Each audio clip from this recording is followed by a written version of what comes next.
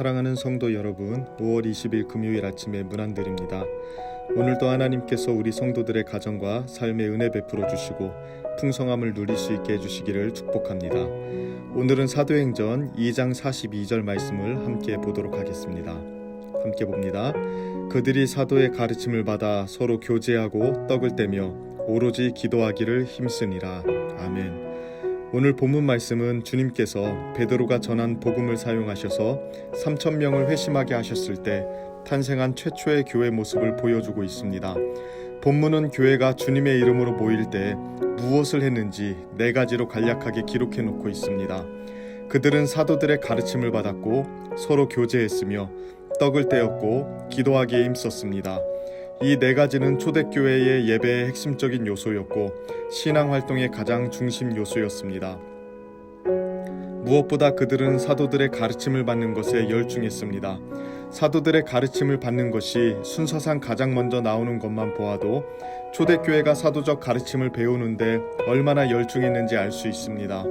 그리스 로마 철학이 모든 지성의 세계와 세계관을 장악하고 있을 때 그들은 사도들의 가르침을 받아 진리로 무장하였습니다.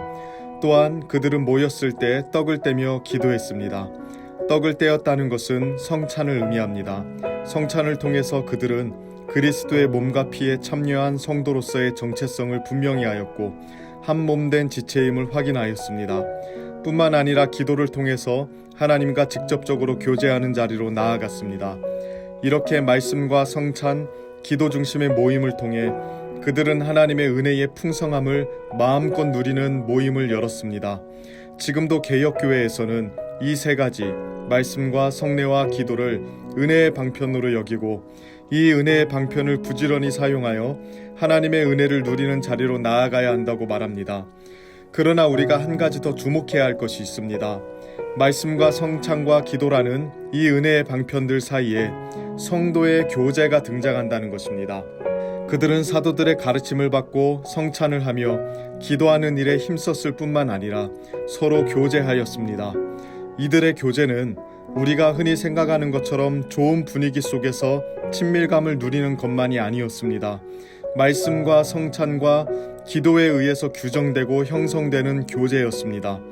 오늘 본문에서는 성도의 교제가 사도들의 가르침을 받는 것과 떡을 떼며 기도하는 것 중간에 나오는 것도 바로 이 이유 때문입니다. 그들은 은혜의 방편인 말씀과 성찬과 기도를 활용하여 하나님의 은혜를 충분히 누리는 상태에서 서로 교제하였던 것입니다. 사도들이 가르치는 교리적 일치 속에서 성찬에 참여하는 자로서 분명한 정체성을 가지고 하나님께 기도로 나아가는 가운데 교제하였던 것입니다.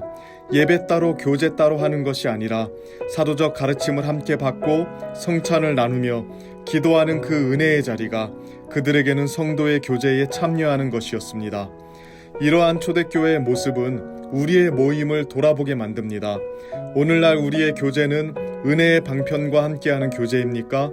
사도들의 가르침 안에서 성찬 공동체로서의 명확한 정체성을 가지고 또 기도함으로 하나님께 나아가는 그러한 성격의 교제를 하고 있습니까? 이 본문을 묵상하는 가운데 초대교회가 가졌던 참된 교제를 회복하는 길로 나아갔으면 좋겠습니다. 특별히 매주 금요일은 가정과 목장 사역을 위하여 기도하는 날입니다.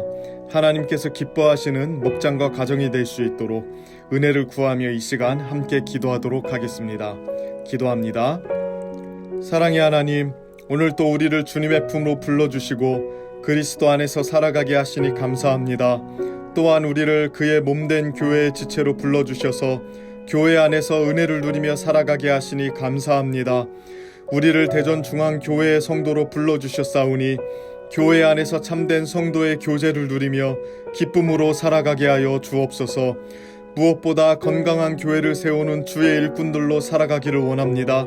성령으로 하나 되게 하신 것을 더욱 힘써 지킬 수 있도록 지혜와 능력을 더하여 주옵소서.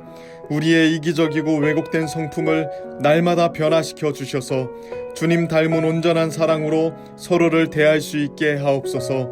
그리하여 교회 안에 성숙한 하나됨이 나타나게 하여 주옵소서. 무엇보다 주님, 우리를 진리로 가르쳐 주옵소서.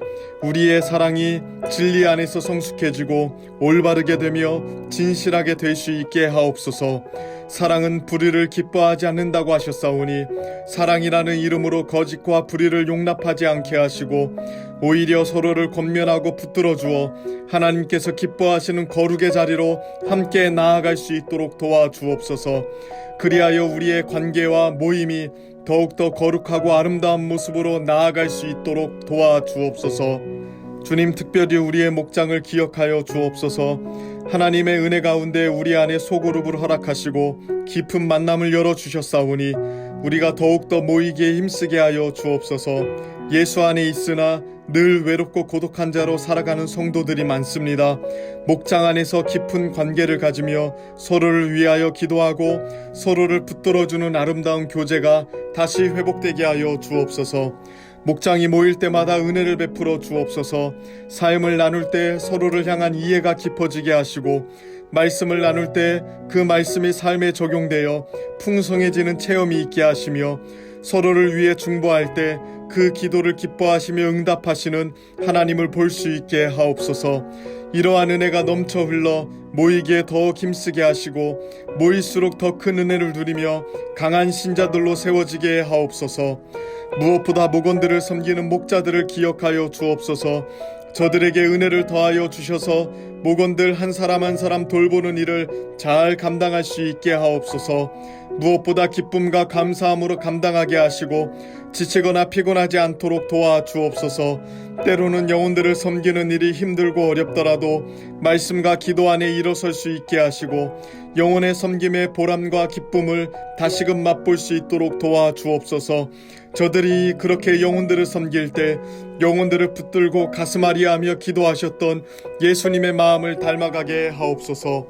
무엇보다 목자들에게 지혜를 주셔서 목장 모임을 잘 인도할 수 있게 하옵소서. 성령께서 저들의 마음을 감동하셔서 적절한 질문과 나눔을 통해 은혜의 통로를 열어갈 수 있게 하옵소서. 이러한 목자들의 섬김을 통해서 하나님의 은혜가 목장 안에 머물게 하시고 이로 인해 주님의 교회가 생기를 얻게 하여 주옵소서. 오늘도 여러 목장들이 모여서 하나님을 찬미하고 말씀을 나눌 때 성령께서 친히 역사하여 주옵소서. 오늘 또 우리 성도들의 가정을 또한 지켜주옵소서. 가정도 교회와 같이 하나님의 은혜가 머물고 하나님께서 다스리는 곳이 되게 하여 주옵소서.